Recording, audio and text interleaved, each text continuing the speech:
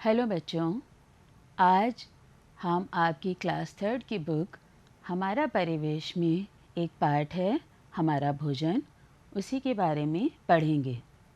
तो आप सब अपनी कक्षा 3 की किताब में 5वां पार्ट हमारा भोजन पेज नंबर 37 खोल लीजिए। बच्चों, जैसा कि आपको मालूम है, पिछले पाठों में पढ़ाया गया है कि भोजन हमारे शरीर की सिर्फ भूख ही नहीं मिटाता है, यानी हमें अगर भूख लगी हो और तब हम भोजन करें, ये ज़रूरी नहीं है।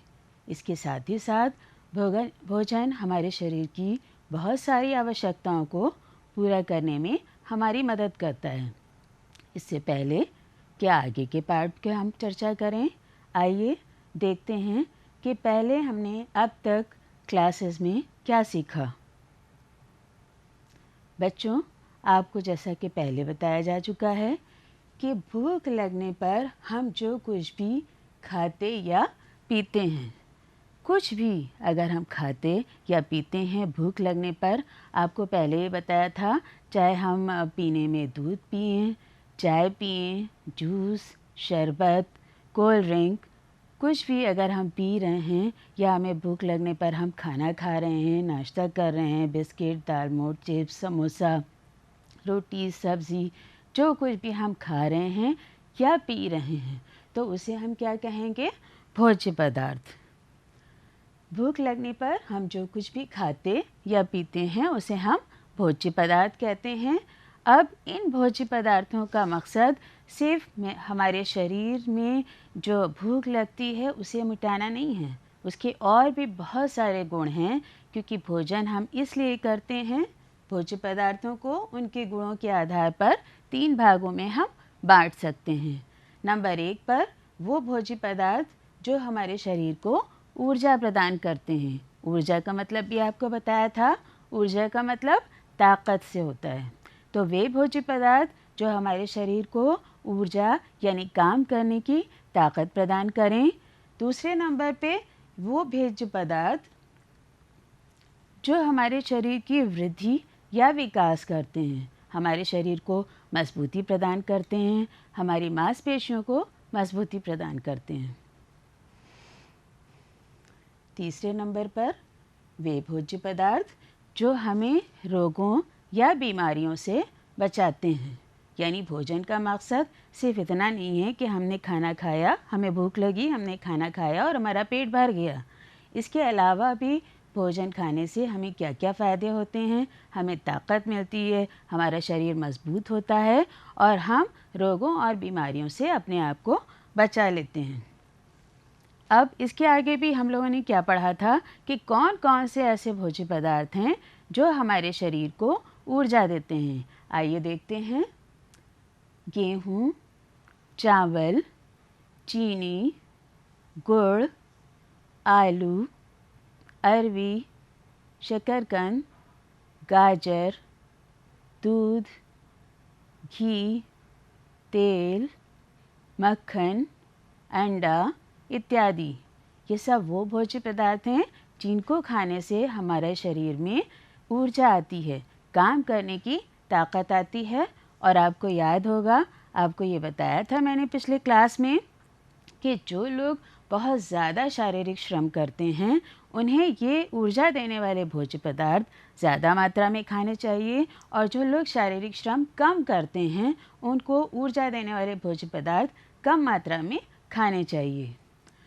अब देखिए आप, वृद्धि करने वाले भोज्य पदार्थ, वे भोज्य पदार्थ जो हमारे शरीर का विकास और वृद्धि करते हैं, ताकत देते हैं, मांसपेशियों को मजबूत बनाते हैं, छोटी मोटी जो टूट फूट हमारे शरीर में होती हैं उनको रिपेयर करने का, उनको ठीक करने का काम करते हैं, वे होते हैं वृद्धि करने वाले भोज्य पदार्थ। तो ये कौन कौन से हैं? सभी प्रकार की दालें, छोला, चना, राजमा, मूंगफली, अखरोट, सोयाबीन, इन सब चीज़ों को खाने से हमारे शरीर मजबूत होता है, शरीर की अच्छी वृद्धि होती है। इसके साथ अगर आप मांसाहारी हैं तो आप अंडा, मांस, मछली, चिकन, ये सब चीज़ें खा सकते हैं। अब देखिए रोगों से बचाने वाले भोज्य पदार्थ, जिसमें सभी तरह के फल और सब्जियां और दूध होता है। और ये बहुत ही इम्पोर्टेंट और महत्वपूर्ण भोज्य पदार्थ हैं, क्योंकि इनको अगर हम खाएं, इनका हम हमेशा सेवन करते रहें तो हम बीमार नहीं पड़ेंगे। एक चीज़ आपने और देखी होगी बच्चों कि इसमें दूध ऊर्जा देने वाले भोज्य पदार्थ में भी है, वृद्धि करने वाले भोज्य पदार्थ में भी है और रोगों से बचाने वाले भोज्य पदार्थ में भी दूध है। इसका मतलब दूध एक ऐसा आहार है जिसका अगर हम हमेशा सेवन करते रहेंगे तो हमारे शरीर को सारे पोषक तत्व मिलते रहेंगे। जैसे आपने देखा होगा बच्चों, छोटे छोटे बच्चे होते हैं, कुछ 1 महीने के, 2 महीने के, 4 महीने के, 6 महीने के, जो कुछ भी सॉलिड चीज़ नहीं खाते हैं। वो आपके और हमारी तरह रोटी, सब्ज़ी, बिस्किट, नमकीन, ये सब चीज़ें नहीं खाते हैं। वो सिर्फ दूध पर निर्भर होते हैं, दूध पीते हैं, उसी पे डिपेंड होते हैं। लेकिन उनकी शारीरिक शक्ति देखिए, जब वो पैर हिलाना शुरू करते हैं ना, हाथ पैर, तो हम और आप उनके जैसे हाथ पैर हिला नहीं सकते हैं। और वो जब गोद में मचलते हैं पूरी ताकत लगा के, तो कितनी वो अपनी ऊर्जा उसमें लगाते हैं। और वो खाते क्या हैं? कुछ खाते नहीं हैं, सिर्फ और सिर्फ दूध पीते हैं। तो दूध एक संपूर्ण आहार है। अब इस तरह से अभी आपने देखा कि अगर हम अपने भोजन में रोटी, सब्ज़ी, दाल, चावल, फल और दूध संतुलित मात्रा में लेते हैं, तो इसका मतलब हम संतुलित आहार खाते हैं और हमारा शरीर मजबूत रहेगा, शारीरिक विकास अच्छा होगा और हमारे शरीर में कार्य करने की ऊर्जा बरकरार रहेगी। और आपको पहले भी अभी बताया मैंने कि दूध एक संपूर्ण आहार है। अब बच्चों के जो तीनों प्रकार के भोज्य पदार्थों के बारे में अभी बात की, अगर आप ध्यान दीजिए तो मैं बताना चाहूँगी इनके वैज्ञानिक नाम। आपको आगे की क्लास में इसके बारे में और विस्तार से पढ़ाया जाएगा। यहाँ पे इसको समझिए कि जो ऊर्जा देने वाले भोज्य पदार्थ हैं उनको वैज्ञानिक भाषा में कार्बोहाइड्रेट कहते हैं। इसी तरह से मानव शरीर की वृद्धि करने वाले भोज्य पदार्थों को वैज्ञानिक भाषा में प्रोटीन कहते हैं। रोगों और बीमारियों से बचाने वाले भोज्य पदार्थों को वैज्ञानिक भाषा में विटामिन कहते हैं। आपके आगे की क्लास में इसके बारे में और विस्तार से चर्चा की जाएगी। अब बच्चों हम बात करेंगे आज जो हमारा टॉपिक है इसके बारे में। अभी तक तो हमने आपको पिछला जो पढ़ा रहे थे उसके बारे में बात की। आज हम बात करेंगे कि कौन कौन से ऐसे भोज्य पदार्थ हैं जिनको हम कच्चा खाते हैं। कुछ ऐसे भी भोज्य पदार्थ हैं जिनको हम सिर्फ पका के खाते हैं और वहीं पर कुछ ऐसे भोज्य पदार्थ होते हैं जिनको हम कच्चा और पकाकर दोनों ही तरह से खाते हैं। तो आइए सबसे पहले हम बात करते हैं उन भोज्य पदार्थों की जिनको हम कच्चा खाते हैं। यहाँ स्क्रीन पे आप देखिए कितने अच्छे अच्छे भोज्य पदार्थों की फ़ोटो लगी है और ध्यान दीजिए आप इधर कि इसमें सभी प्रकार के फल, आम तौर पर आप देखिए कि हम सभी तरह के फलों को ज़्यादातर कच्चा खाते हैं। मुश्किल से कुछ ही लोग होते होंगे शायद कि वो किसी फल को बॉयल करके खाएं, ऐसा कुछ नहीं होता है। हाँ, फल दो तरह से खाए जाते हैं, एक तो कच्चे ऐसे ही खाए जाते हैं और दूसरा तरीक़ा होता है उससे लोग जैम और जेली बनाते हैं। बाज़ार में भी आजकल फ्रूट्स के जैम्स मिलते हैं। इसके अलावा लोग जो है फलों का जूस भी निकालते हैं। लेकिन यहाँ पे बच्चों मैं एक बात बताना चाहूँगी, जूस का इस्तेमाल उन लोगों को करना चाहिए जिनके दांत नहीं हैं या दांत कमज़ोर हैं। अगर आपके दांत हैं, दांत मजबूत हैं, तो आप फल खाना प्रेफर करिए बजाय इसके कि आप उसका जूस निकाल के पिएं। क्योंकि अगर हम रॉ फ्रूट्स खाते हैं, फ्रूट्स फल इस तरह से चबा के खाते हैं, वो ज़्यादा फ़ायदेमंद होता है। और सभी तरह के फलों के साथ ही साथ अमूमन हम दही, मक्खन, नींबू, खीरा, ये सब चीज़ें भी कच्ची ही खाते हैं, जैसा कि आप इस फ़ोटो में देख रहे हैं। दूसरे नंबर पे बच्चों वो भोज्य पदार्थ आते हैं जिनको हम पका के खाते हैं, जिनको हम कच्चा नहीं खाते हैं। अब इनमें कौन से भोज्य पदार्थ हैं? आइए आप पहले इसके फ़ोटोज़ देख लीजिए कि कुछ दालें हैं, अनाज है, भिंडी, बैगन, करेला, लौकी, अंडा और मांस मछली, इनको अमूमन पका के खाया जाता है। तो इस चीज़ को आप चाहें तो आप नोट कर सकते हैं कि पका कर खाने वाले भोज्य पदार्थ कौन कौन से होते हैं।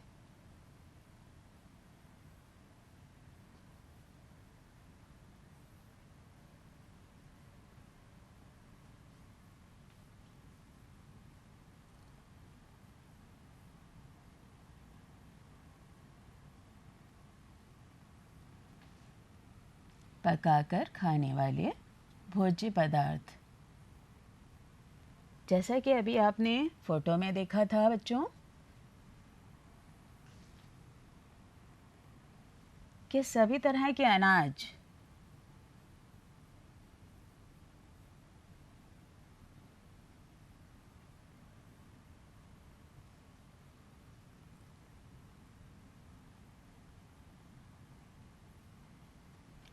और दालें,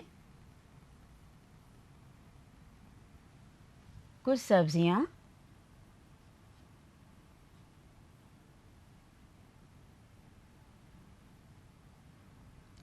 सब्जियों में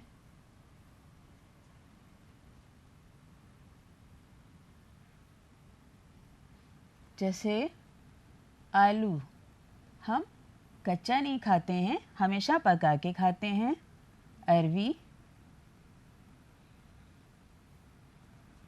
भिंडी,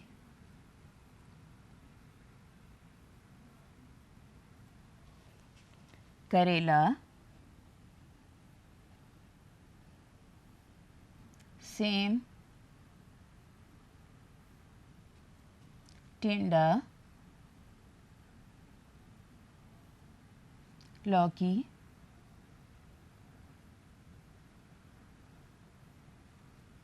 तुरई इत्यादि।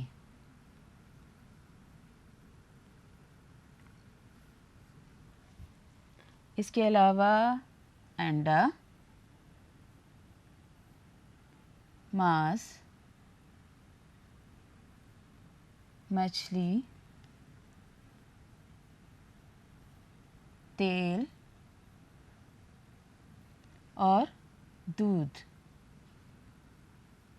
बच्चों बहुत से लोग दूध को कच्चा पी लेते हैं, नुकसानदेह है ये चीज़, उसमें कुछ बैक्टीरियाज होते हैं। अगर हम दूध उबाल के पीते हैं तो वही फ़ायदेमंद होता है, कच्चा दूध हमें नहीं पीना चाहिए। तो इस तरह से अगर आप देखेंगे तो जो पका कर खाने वाले भोज्य पदार्थ हैं उनमें सभी प्रकार के अनाज आते हैं, दालें आती हैं, कई सब्जियां भी होती हैं। कुछ सब्जियां ऐसी भी होती हैं जिनको हम कच्चा और पकाकर दोनों तरह से खाते हैं, लेकिन कई सब्जियां जैसे आलू है, टिंडा, भिंडी, लौकी, तुरई, करेला, इस तरह की सब्जियां हम सिर्फ पका कर ही खाते हैं। और जो मांसाहारी होते हैं, मांस, मछली, चिकन, अंडा, ये सब चीज़ें पका के खाते हैं। तेल भी कोई कच्चा नहीं पीता है, उसे भी इंसान पका के ही इस्तेमाल करता है। हाँ, घी अक्सर ऐसा होता है कि देसी घी होता है तो कच्चा दाल में, खिचड़ी में, सब्ज़ी में या रोटी में लोग उसको लगाना पसंद करते हैं। अब बात करते हैं उन भोज्य पदार्थों की बच्चों जिनको हम कच्चा और पकाकर दोनों तरह से ही खाते हैं। जैसे कुछ फल ऐसे हैं, आप को अभी सुन के हैरानी हो रही होगी, लेकिन अभी जब मैं नाम बताऊंगी तो आपके लगेगा कि हाँ मैडम बिल्कुल सही बात कह रही हैं।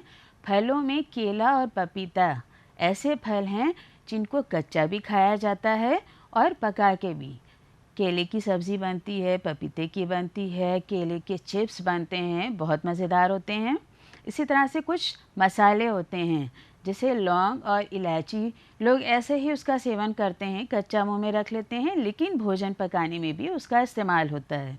इसके अलावा बहुत सी सब्जियां हैं। अब इन सब्जियों के अगर आप नाम देखेंगे तो टमाटर, गाजर, मूली, चुकंदर। पालक भी कुछ लोग कच्ची और पकाकर दोनों तरह से खाते हैं। मटर अक्सर लोग चबाना पसंद करते हैं। और इसके साथ ही साथ शिमला मिर्च।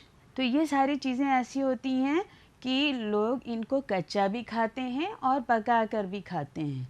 इसके अलावा अगर आप ध्यान देंगे तो कुछ ऐसी सब्जियां हैं जिनको सलाद के तौर पे कच्चा भी खाया जाता है। जैसे आप ये देखिए टमाटर, इनको सलाद के तौर पे हम कच्चा भी खाते हैं। गाजर, मूली, चुकंदर, शिमला मिर्च। हरी मिर्च भी ऐसी होती है जो पका के भी खाई जाती है और उसको हम कच्चा भी खाते हैं।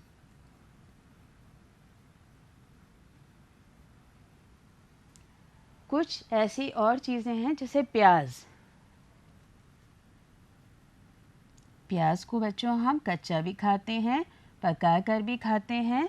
और अब आप देखिए यहाँ पे मैं लिख रही हूँ अदरक। अदरक भी लोग कच्ची खाना पसंद करते हैं। लहसुन भी कुछ लोग कच्चा खाते हैं ताकि उनका कोलेस्ट्रॉल नियंत्रण में रहे। तो ये सब भी चीज़ें हैं जिनको लोग कच्चा भी खाते हैं और पकाकर भी खाते हैं। और ज़्यादातर टमाटर, गाजर, मूली, चुकंदर, प्याज, शिमला मिर्च, इनका इस्तेमाल सलाद बनाने में भी किया जाता है। यहाँ पर बच्चों एक बात मैं बताना चाहूँगी, हालांकि कुछ लोग पालक को कच्चा खाते हैं और पकाकर भी खाते हैं, लेकिन बेहतर ये होता है कि हम पालक जैसी चीज़ को पकाकर खाएं, कच्चा ना खाएं, क्योंकि वो पाचन में ज़्यादा बेहतर तरीके से सहायक होती है और पका के खाने से, उबाल के खाने से वो हमारे स्वास्थ्य के लिए ज़्यादा लाभकारी होती है। अब हमने ये देखा बच्चों कि भोजन हम जब कच्चा खाते हैं तो उसके बारे में मैंने बात की कि हमें रॉ फ्रूट्स, कच्ची चीज़ें, कच्चा भोजन जो हम चबाएंगे और खाएंगे उससे हमें बहुत फ़ायदा होता है, बजाय इसके कि हम उसका जूस निकाल के लें। इसी तरह से खीरा, नींबू, इन सब चीज़ों का सेवन करना चाहिए। और ये सब चीज़ें ऐसी होती हैं जिनसे हमारी स्किन बहुत अच्छी होती है, बाल अच्छे होते हैं, आँखें भी अच्छी होती हैं, आँखों की रोशनी कम नहीं होती है। पकाकर खाए जाने वाले भोज्य पदार्थ, क्योंकि उनको इस वजह से बच्चों पका के खाया जाता है क्योंकि अगर हम कच्चा खाएंगे तो हमें वो मुश्किल से डाइजेस्ट होंगे और पाचन में हमें ज़्यादा समस्या का सामना करना पड़ेगा।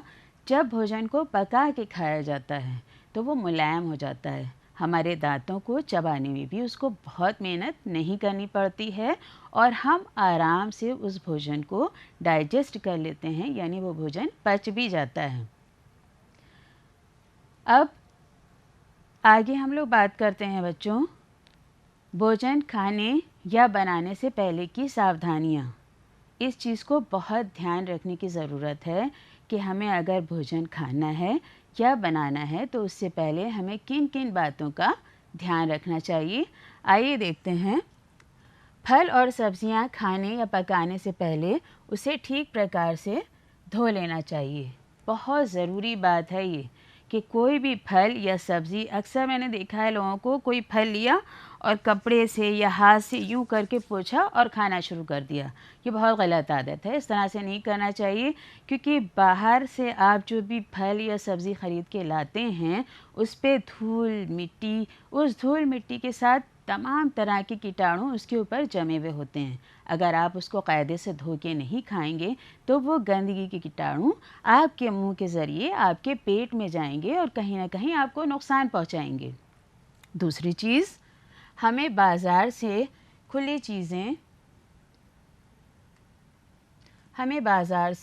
चीज़ें या कटे हुए फल नहीं खाने चाहिए। ये बहुत ज़रूरी बात है और इस चीज़ का हम सबको ध्यान रखना चाहिए। कोई भी आप देखते होंगे हलवाई की दुकान पे गर्मा गर्म जलेबी, उसमें से शीरा टपक रहा है, लेकिन वो जलेबी क्या है, खुली रखी है। जलेबी के शीरे टपकने के साथ ही साथ उसमें कुछ कुछ मक्खियाँ भी बैठी हैं। बढ़िया से गुलाब जामुन रखे हैं लेकिन उसमें कुछ मक्खियाँ बैठी हैं। आपका गुलाब जामुन और जलेबी या बढ़िया बढ़िया गर्मा गर्म प्याज की पकौड़ी देख के खाने को तो दिल चाहता है। आपका दिल चाहता है कि आप फ़ौरन उसे ख़रीदें और खा लें। लेकिन आप ज़रा सा सोचिए एक बात कि वो मक्खी जो अभी उस गर्मा गर्म प्याज की पकौड़ी पे बैठी है, समोसे पे बैठी है, जलेबी पे बैठी है, वो कहाँ कहाँ और बैठती है। खुले में शौच पड़ा होता है, नालियाँ, शौच पे बैठती है, वो नालियों में जाके बैठती है और भी गंदी जगह जहाँ पे वो मक्खियाँ जाके बैठती हैं और उसके बाद उड़ती हुई आती हैं और रामू हलवाई की दुकान में आई और उनकी गर्मा गर्म जलेबी पे बैठ गईं, समोसों पे बैठ गईं, प्याज के पकौड़ों पे बैठ गईं और आपका दिल चाहा आप उसे ख़रीदें और खाएं।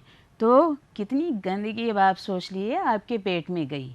इसीलिए ये कहा जाता है कि बाज़ार की खुली हुई चीज़ें, इसी तरह से बात कटे फलों की भी है, तो बाज़ार की खुली हुई चीज़ें या कटे फल नहीं खाने चाहिए क्योंकि उस पर धूल मिट्टी के साथ कीटाणु और ये मक्खियाँ गंदगी लेके आके बैठती हैं। अब कटा हुआ फल है, आप धोएंगे तो है नहीं, आप उसको उसी तरह से खाएंगे तो वो सारी गंदगी उस कटे हुए फल में या खुली हुई चीज़ों के साथ आपके पेट में जाती है और आपको स्वास्थ्य देने के बजाय और आपको वो अस्वस्थ करने में आपकी मददगार होती है। अब हम बात करें, भोजन सदैव ही ढक कर रखना चाहिए। ये इस दूसरे पॉइंट से बिल्कुल लिंक है। तीसरा पॉइंट, जैसे आपको बताया मैंने अभी कि हमें बाज़ार की खुली हुई चीज़ें या कटे हुए फल नहीं खाने चाहिए, ठीक उसी तरह से घर के लिए भी ये ज़रूरी है कि कोई भी भोजन घर में खुला हुआ नहीं होना चाहिए। हमेशा भोजन को ढाँक कर रखना चाहिए क्योंकि वही चीज़ जो बाहर के लिए है वही घर के लिए भी है। अगर भोजन खुले में रखा रहेगा कि धूल मिट्टी तो आती ही है घरों में भी, उन धूल मिट्टी के साथ कीटाणु भी होते हैं। अगर भोजन आपका खुला रखा है तो कीटाणु आपके भोजन पे बैठेंगे और वो खुला हुआ भोजन जब आप खाएंगे तो जाहिर सी बात है वो आपकी सेहत को फ़ायदा पहुंचाने के बजाय आपकी सेहत को और नुकसान पहुंचाएगा। अब बच्चों, हम लोग बात करते हैं भोजन करने से पहले हाथ साफ़ पानी और साबुन से धोना चाहिए। बहुत ज़रूरी चीज़ है। अक्सर क्या होता है, एक गिलास में पानी लिया और यूँ हाथ पे पानी डाला, यूँ यूँ धोया और बस धुल गया। ऐसे नहीं करना चाहिए। कायदे से हाथ भिगोएं, साबुन लगाएं और हैंड वॉश के आपको स्टेप्स भी सिखाए गए हैं। बिल्कुल उसी तरह से आप हाथ धोइए, कायदे से साबुन लगाइए और पूरा मलिए और फिर साफ़ पानी से धोइए जब तक कि साबुन आपके हाथों से साफ़ ना हो जाए। अगर आपने इस तरह से किया है तभी आपका हाथ साफ़ है और फिर आप रेडी हैं भोजन को खाने के लिए। अब देखिए, हमने फल और सब्जियां ख़रीदी और उनको अच्छे से धोया, कोई भी भोजन को खुला नहीं रखा, हाथ धोया। अब हम खाना खाने बैठेंगे तो भोजन को हमें खूब चबा के खाना चाहिए। कुछ लोग होते हैं दौड़ते दौड़ते इधर उधर भागते हुए, स्पेशली बच्चे, मतलब रोटी ली और मुंह में रखी खा रहे हैं, यहाँ दौड़ रहे हैं वहाँ दौड़ रहे हैं, इस तरह से नहीं। बहुत आराम से सुकून से बैठिए और बहुत आराम से आप अपना भोजन चबा चबा के खाइए क्योंकि अगर आप ठीक से भोजन चबा के खाएंगे तो आपकी आंतों को बहुत ज़्यादा मेहनत नहीं करनी पड़ेगी और आपका भोजन पच जाएगा। दूसरी चीज़ ये है, अगर आप दौड़ भाग करके और बोलते बोलते खाएंगे तो भोजन का अगर कोई टुकड़ा सांस की नली में अटकता है तो हमें फ़ौरन घुटन महसूस होती है, सांस लेने में हमें परेशानी होती है। तो ये बहुत ज़रूरी होता है बच्चों कि हम इधर उधर दौड़ भाग करके भोजन न खाएं, एक जगह पे बैठकर भोजन करें और भोजन चबा कर खाएं और भोजन करने के बाद भी हमें हाथ बहुत कायदे से पानी और साफ़ साबुन से धोना चाहिए। अब बच्चों, हम लोग बात करते हैं, अभी तक हमने जो भी सीखा उसके बारे में फिर से बात करते हैं कि हमें भोज्य पदार्थों को, अब तक भोज्य पदार्थ के बारे में हमने क्या क्या सीखा। सबसे बड़ी चीज़ ये है कि इधर देखिएगा, हम भोज्य पदार्थों को कच्चा पकाकर और दोनों तरह से भी खाते हैं। जैसे अधिकतर मेवे, फल, दही, नींबू इत्यादि, ये सब हम कच्चा खाते हैं। अब देखते हैं कुछ अनाज दालें, अंडा, मांस, मछली, कुछ सब्जियां भी हैं जैसे आलू, अरवी, बैगन, कद्दू इत्यादि। ये सब हम पका कर ही खाते हैं, हम इन्हें कच्चा नहीं खाते हैं। लेकिन यहाँ पर एक बात मैं और बताना चाहूँगी कि अनाज में जैसे चना है, आपने देखा होगा लोग अंकुरित चना खाते हैं। चना है और साबुत मूंग की दाल है, उसको भिगो के रखा जाता है। जब वो अंकुरित हो जाती है, उसमें जब अकवे निकल जाते हैं, तो उसको फिर पानी उसका छान के भीगे कपड़े में रखा, अंकुरित हो गई तो उसको लोग खाना पसंद करते हैं, क्योंकि उसमें आयरन बहुत ज़्यादा होता है। वो भी स्वास्थ्य के लिए बहुत लाभकारी होता है और बहुत फ़ायदे की चीज़ होती है। तो बहुत से लोग, जैसे अभी मैंने यहाँ बात की थी ना कि दालें पका के खाते हैं, लेकिन जैसे चना है, साबुत मूंग की दाल है, ये सब भिगो के लोग अंकुरित करके कच्चा भी खाते हैं। अब इसी तरह से केला, पपीता, हम लोग क्या करते हैं कि ऐसे फल हैं कि कच्चे भी खाते हैं और पकाकर भी खाते हैं। इसी के साथ ही साथ टमाटर, प्याज, लहसुन, अदरक, शिमला मिर्च और लौंग, इलायची, ये सब भोज्य पदार्थ भी ऐसे हैं जिन्हें हम कच्चा भी खाते हैं और पकाकर भी खाते हैं। अब देखिए, ध्यान दीजिएगा स्क्रीन की तरफ, हाथ धोने के तरीक़े। जैसे अभी हम लोग बात कर रहे थे कि किस तरह से हाथ धोना चाहिए। अब इसमें देखिए, ध्यान दीजिए कि सबसे पहले दोनों हाथों को हाथ धोया और दोनों हाथों में साबुन लगा के ऐसे रगड़ा, फिर हथेलियों को पलटकर ऐसे धोते हैं। उसके बाद में उंगलियों के बीच में, ताकि यहाँ पर जो गंदगी लगी हो वो बिल्कुल कायदे से इसको हम साफ़ कर लें। फिर उंगलियों की सतह को इस तरह से साफ़ करते हैं। देखिए इसमें स्क्रीन में क्या दिखा रहे हैं कि उंगलियों की सतह को आगे पीछे से इस तरह से बिल्कुल साफ़ करते हैं। अब क्या बचा, अभी तो हम यहाँ पे क्योंकि उंगलियाँ कर रहे थे, अब ये बचा अंगूठे की जगह। इसको इस तरह से अच्छे से बहुत कायदे से इसको मल मल के धोया जाता है और फिर उसके बाद में नाखूनों को भी रगड़ के इस तरह से साफ़ करने का काम किया जाता है। और जब हमें लगता है कि पूरी तरह से हमारे हाथ साबुन से साफ़ हो गए हैं, तो उसके बाद हम साफ़ पानी से हाथ को धोते हैं और उस तरह से पूरा प्रोसेस जो हाथ धोने का होता है वो कंप्लीट होता है। तो ये बहुत ज़रूरी है बच्चों कि भोजन करने से पहले और भोजन करने के बाद हमें हाथ साफ़ पानी और साबुन से धोना चाहिए। इसके साथ ही साथ बाज़ार की कटे फल और सब्जियां हमें बिल्कुल भी नहीं खानी चाहिए। कोई भी कटे हुए फल हैं, कुछ भी ऐसी चीज़ जो खुली हुई चीज़ें हैं, वो हमें बाज़ार की लेके नहीं खानी चाहिए। एक चीज़ और बहुत ज़रूरी है कि घर में भी कोई भी भोज्य पदार्थ खुला नहीं रखना चाहिए। इन सब चीज़ों को बहुत ध्यान में रखें। और एक और बात ये कि जब भोजन हम करें तो खूब कायदे से चबा कर खाएं, ताकि भोजन हज़म करने में आसानी हो। अब बच्चों, एक चीज़ मैं आपको होमवर्क में, गृह कार्य में देना चाहूँगी। आपको क्या करना है आज कि वो भोज्य पदार्थ आपको लिखने हैं जिनको आप कच्चा खाते हैं, पकाकर खाते हैं,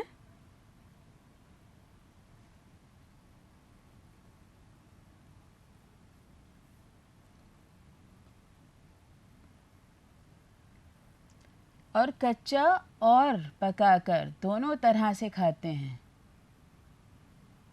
इनकी आप सूची बनाइएगा और कम से कम इसमें आप 5-5 नाम लिखिएगा।